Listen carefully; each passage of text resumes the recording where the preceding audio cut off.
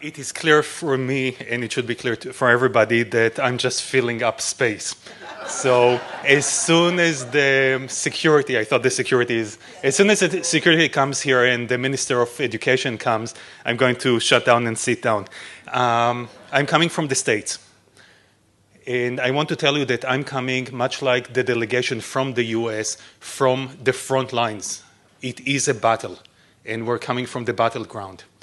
And no army can advance without logistics and support.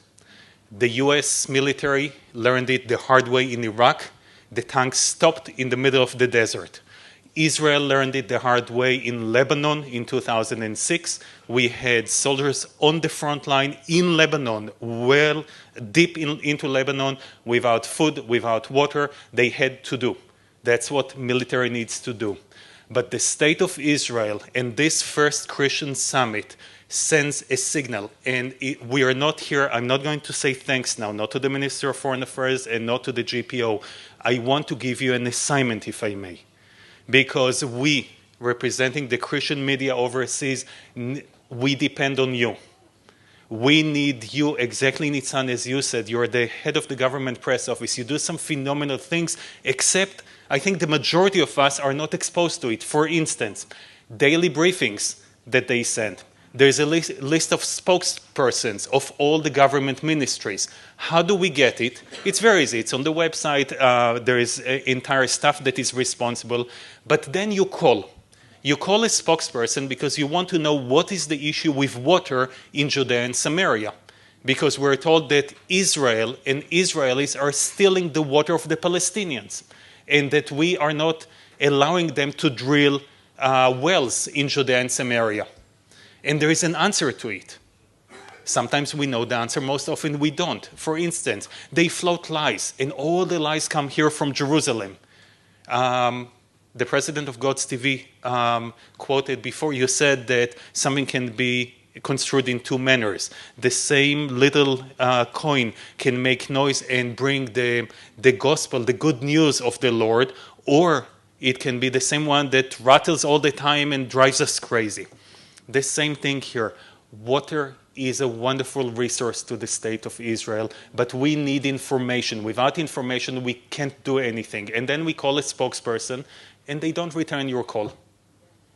And that is a pity, because we're not equipped. So the same lies that emanate from Zion, Jerusalem, for instance, 24,000 house demolitions every year. Who heard that? I mean, there are many other such lies. And a lie told often enough, we know what happens. It becomes reality. We need to fight it. It is incumbent upon us. What are the tools at our disposal? What it is that we do? Number one, we pray. And the power of prayer is enormous. Israel doesn't really understand it yet. Orthodox Jews do, but not everybody else. Number two, we inform. We educate. Number three, we do things that nobody else does. And now, let me switch the we from the media to Israel. Israel is eternally grateful. In 2006, at any time of great danger, who is coming here? Flights stop, only the Christians. And it is our role as informers, as educators, as the ones who send the message. It is our responsibility. We need to be informed. We need to have the facts. So the assignment to the Ministry of Foreign Affairs and the assignment to the government press office, you need to be our resource center. Because without fuel, without ammunition, we cannot advance. We will advance anyway, but we need you. We rely on you. Now, we bring tourists. But tourists are not, it's not only the influence in the economy. The tourists is the fact that each person who comes here and walks in the footsteps of Jesus and sees Israel, the modern Israel, Israel of Tel Aviv, the other Israeli capital, goes back and they serve as ambassadors. Much like it's different as I look at those gathered here. Christians in the United States, and especially evangelists, but not only, the Presbyterians, the Archdiocese, the Catholic Church, the Mormons even. The Mormons and the evangelists don't really get along together. It's an amazing landscape. And yet we, from the United States, are completely different than the Christians. We don't have here delegations from Africa. We went yesterday country by country.